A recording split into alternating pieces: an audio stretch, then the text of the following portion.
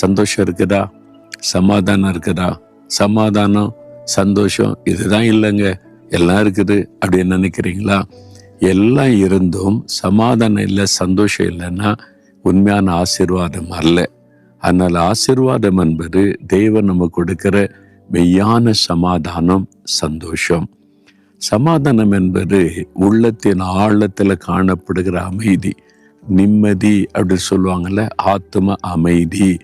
இந்த சமாதானம் காசு கொடுத்து வாங்க முடியாது. அங்க போனேன் இங்க போனேன் கிடைக்கும் தேடின கிடைக்காது. அது இலவசமாய் ஆண்டவர் கொடுக்கிற ஆசீர்வாதம்.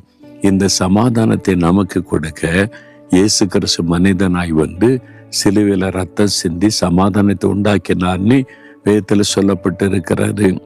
ஏன்னா அந்த சமாதானத்தை பாதிக்கிற விஷயம் பாவம். இந்த பாவம் மன்னிக்கப்பட்டாதான் மெய்யான சமாதானம் வரும். இந்த பாவம் மன்னிக்கப்பட்டதான் இயேசு சிலுவையில ரத்தம் சிந்தி நமக்கு சமாதானத்தை ஏற்படுத்தினார்.